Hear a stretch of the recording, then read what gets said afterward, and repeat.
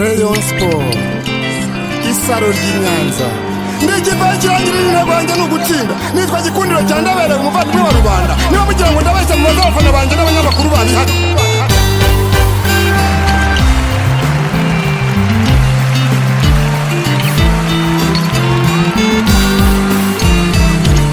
turaho Rayon Sport Nyange isaro ry'Inyanza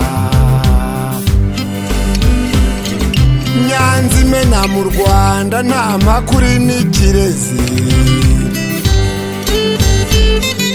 cya Kirisitu umwami na Muhamedi ngwino musore utsinda agatsindagira imidari kongeye kubasura bakunzi ba Areyo Yacu TV kuri uyu munsi no kuri Yacu TV amakuru agiye atandukanye ku ikipe yacu ekipe dukunda ekipe ya Rayon Sport. Niyo mpamvu rero ubaye umukunzi wa Rayon Sport utarakora subscribe hano rwose waracikanye ugiye gukora subscribe ukareba hejuru ahagaze ugakandaho maze ko dushyizeho ikiganiro ukagenda ubasha kudukurikirana mu bantu. Kuri uyu munsi rero turakomeza kugenda tugaruka ku makuru akomeje kugenda kuvugwa mu ikipe ya Rayon Sport. Abakinnyi batandukanye bakomeje kwitabira imyitozo y'ikipe ya Rayon Sport kuri uyu wa gatatu nk'uko twakomeje tugenda tubabwira mu biganiro byacu bishize.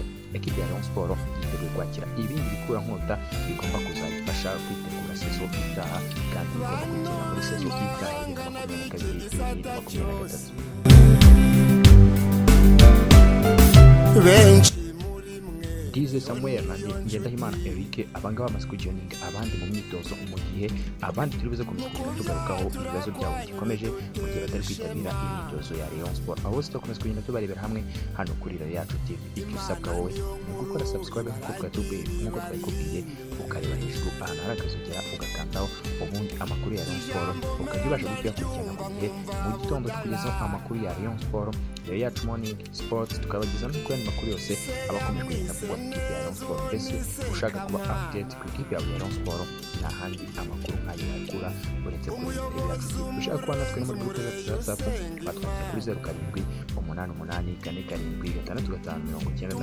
ushaka no gutanga ibitekerezo cyangwa inyunganizi ushobora kutwandikira kuri iyo nimero.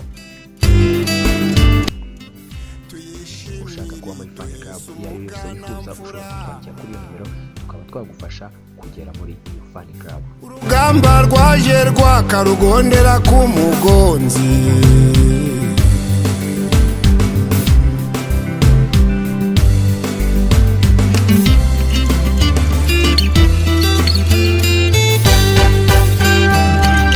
amarushanwa menshi harawasa na jihadi ye bafana bakunzi mwibuka ya mateka Nyabugogo Nyanza byari ibirori. Ku munsi w'ejo kuwa mbere ekipe ya Rayon Sport yakomeje imyitozo mu nzozi aho abakinnyi batandukanye bakomeje kugenda bitabira imyitozo y'ikipe ya Rayon Sport. Nyuma y'aho ku cyumweru umukinnyi Osawe Polisi asezekanye imyitozo y'ikipe ya Rayon Sport ayunguye ikipe ya Rayon Sport yamuguze muri Bugesera. Ekipe ya Rayon Sport ikaba yaramutegereje cyane nk'umwe mu mediateri bagomba kuzayifasha sezita ariko azaba ari umukinnyi ngenderwaho uzaba ubanza mu kibuga. Ekipe ya Rayon Sport kandi yaritegereje n'abandi bakinnyi bagomba kuza gukomeza kugenda kuyifasha kwitegura sezo itaha ya 2022-2023. Mu gihe kandi ikipe ya Rayon Sport hari abakinnyi bakomeje kugenda bitabira ariko abandi nabo tubakomeza kugenda turebera hamwe ibibazo byabo biri gutuma kwitabira imyitozo y'ikipe ya Rayon Sport. Abamaze kwitabira rero abitabiriye ku munsi w'ejo kuwa mbere ni Ngendahimana Eric. Ngendahimana Eric impamvu yatinze kwitabira imyitozo ya Rayon Sport ni kubera ko yari ari mu muryango we aho yari yagiye gukemura ibibazo bya famiye cyangwa yari akomeje kugenda asaba ko cy'umutoza n'uyu ikipe ya Kiyovu Sport hari ngo Francis Christian akaba akomeje kugenda amusaba uruhushya amubwira ko agomba kujya kwita kuri famiye ye yari ngo muri famiye ye hari ibibazo byamurebaga yagombaga kubanza kujya gukemura. Ngendahimana Eric rero nubwo yatinze kwitabira imyitozo y'ikipe ya Rayon Sport ariko Ngendahimana Eric yari afite uruhushya rwamwemereraga kuba yajya kwitegura kuba yagiye kubanza gukemura ibibazo by'umuryango we ubundi akaza gukora akazi ke. aho mbengara Ku munsi w'ejo rero uyu myugariro ukina mu mutima wa defense cyangwa se muri axe centrale nk'uko akunda kuhita, uyu mukinnyi yasesekaye mu myitozo ya Rayon Sport mu Nzove aho yakiranywe impundu n'abafana benshi cyane bari biteguye kuza kureba imyitozo y'ikipe ya Rayon Sport, aho abafana bakomeje rwose kugenda bitabira ku bwinshi bakomeza kuza kureba ikipe yabo ya Rayon Sport aho bayishyigikira no mu myitozo, dore ko byoroshye noneho kuri ubu ngubu abafana basha kwinjira muhara mu kibuga cy'Inzove aho bakomeza kugenda binjira bareba imyitozo y'ikipe ya Rayon Sport imbona nkubone. Ahangaha kandi abafana bakaba babasha kugira gutya bakigurira amazi cyangwa se bagurira abakinnyi amazi, ubundi bagakomeza kugenda bakurikirana iyo myitozo. Abandi ubwo nyine namwe murabyumva, abadafite ubwo bushobozi bwo kuba bagura ikipe amazi nabo ntabwo bahezwa mu kureba imyitozo y'ikipe ya Rayon Sport, barayikurikirana ariko bakayikurikirana bari inyuma y'ikibuga, mu gihe abandi baba bari indani mu kibuga cyangwa se imbere ahagana aho Skol yakomeje kugenda bubakira abafana baba bagomba kwicara bakurikirana imyitozo, mu gihe ubwo ngubwo nyine abandi bari mu inyuma ya senyenge. Kagere na Jacques nshuti ntibahusha. Ndahimana Eric rero ikipe ya Rayon Sport nk'uko mubizi yamuguze muri Kiyovu Sport, akaba ari myugariro waje gufasha ikipe ya Rayon Sport nk'uko ikomeje kugenda bitangaza ati ikipe yacu, ikipe ya Rayon Sport byanze bikunze igomba kuzegukana igikombe cya shampiyona, tuzakora uko dushoboye kose ikipe ya Rayon Sport, ikipe ya Rwanda yegukane igikombe cya shampiyona. Uwo ni Ndahimana Eric rero wakomeje kugenda avuga ko intego nta yindi rwose ari ugutwara igikombe. Si wenyine gusa ariko witabiriye iyi myitozo y'ikipe ya Rayon Sport wari utegerejwe cyane, undi myugariro nawe ukina mu mutima wa defense cyangwa se muri axe centrale, uyu nguyu nawe yari yitabiriye, akaba ari umukinnyi wari waragiye mu biruhuko mu gihugu cy'u Burundi. Uyu nguyu akaba akina nk'umunyarwanda, akaba yitwa Sam Dizeye cyangwa se Samuel Dizeye. Uyu nguyu rero akaba yaritabiriye imyitozo y'ikipe ya Rayon Sport ya mbere yo muri saison ya 2022-2023. Sam Dizeye ni umukinnyi ukinira ikipe ya Rayon Sport, akaba yarize muri ikipe ya Rayon Sport mu mwaka wa 2020.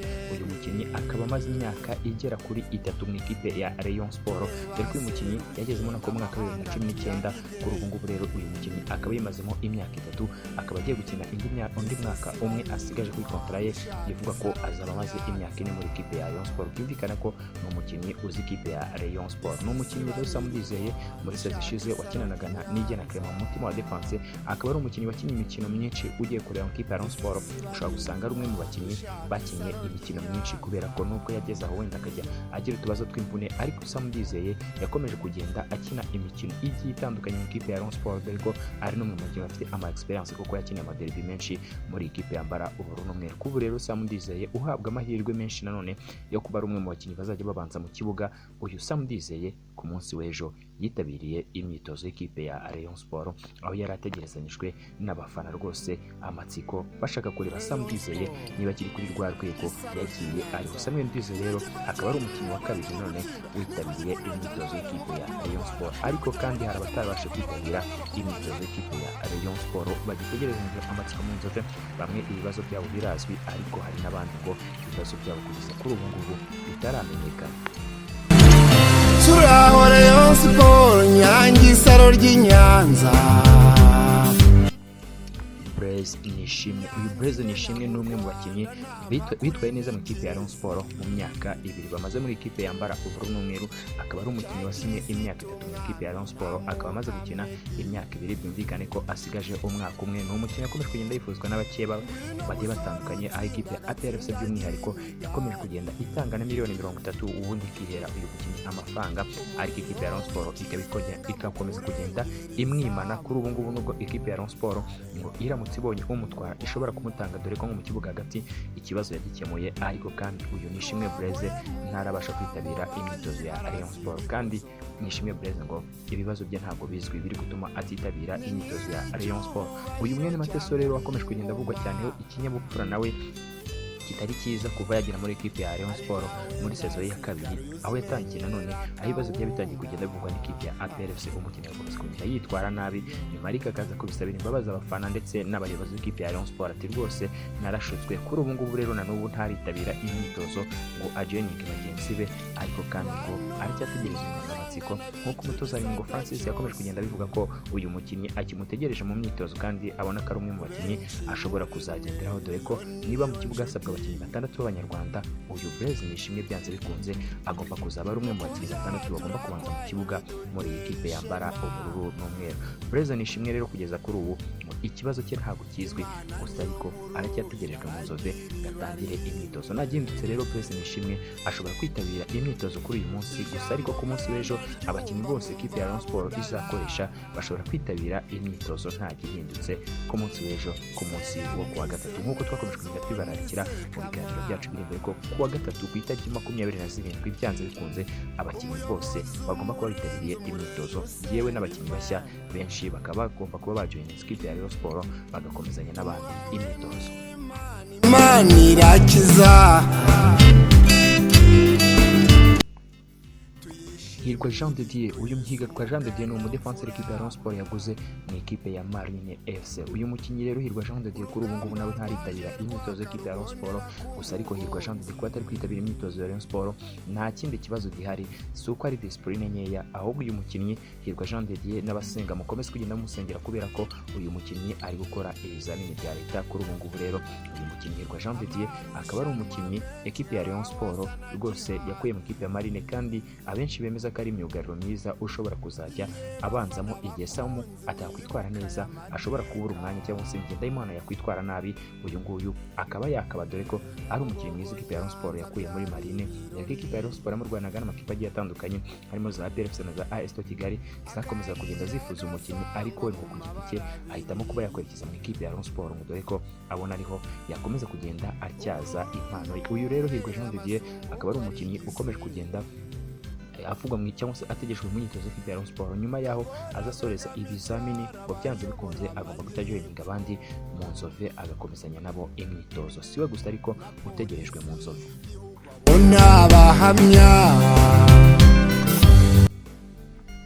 si Hirwa Jean de Dieu gusa utegereje mu Nzove cyangwa se Hirwa JG nk'uko kunze kugenda bivugwa, hari n'abandi bakinnyi bagitegerejwe mu Nzove, aho Willy Esson Onana uyu nguyu nawe byanze bikunze ko ari mu nzira aza i Kigali, aho ugomba gutangira imyitozo ku munsi w'ejo kuwa gatatu agakomezanya n'abandi imyitozo, agakomezanya n'ikipe ye ya Rayon Sport amazemo umwaka. Uyu akaba agiye kuwukinira, akaba ari umwaka we wa kabiri, akaba ari umukinnyi yavuze ko ari umukinnyi wa Rayon Sport. Amakipe yakomeje kugenda amwifuza ngo yasubize ameze mwisaho, kandi ko yumva ko uyu mwaka ugiye kuza agomba kwitwara neza muri ikipe yambara ubururu n'umweru. Siwe gusa rero umugande cyangwa se umusajya Musa Esenu, uyu nawe aragera i Kigali kuri uyu munsi atangirana imyitozo n'abandi ku munsi wo kuwa gatatu byanze bikunze. Musa Esenu aratangirana imyitozo n'abandi, dore ko uyu nawe ari rutazamu ikipe ya Rayon Sport udashidikanywa mu kunyeganyeza inshundura, akaba akina ku icyenda, akaba akomeje kugenda ashimisha abakunzi ba Rayon Sport.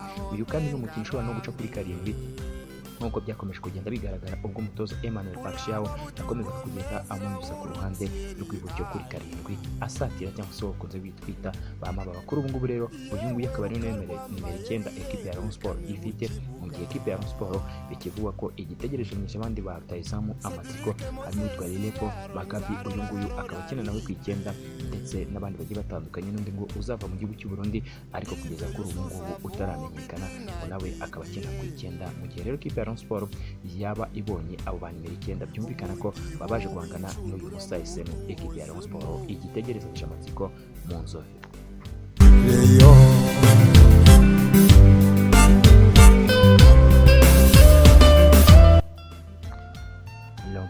Uyu nguyu Lompalo Bokambo, uyu nguyu nawe akaba ategerejwe mu Nzove nk'uko bikomeza kugenda bitangazwa n'ikipe ya Rayon Sport, akaba ari umukinnyi wayo mushya wasinye amasezerano.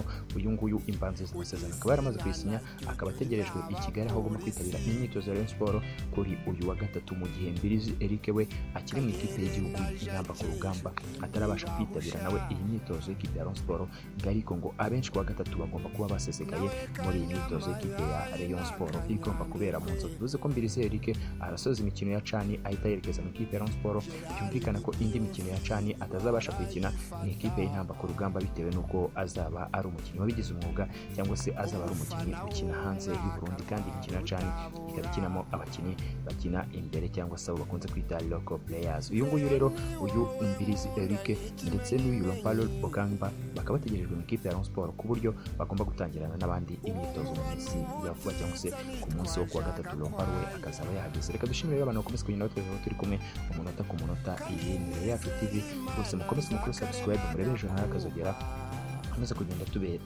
natwe tubaha update ku mugoroba cyangwa se ibindi biganiro biri buze kugenda bikurikiraho ndandi kumwe na mugenzi wanjye Boystar barakomeza kugenda mubikurikirana 5 kuri 5. Ciao ciao. Kanombe twibire mu birere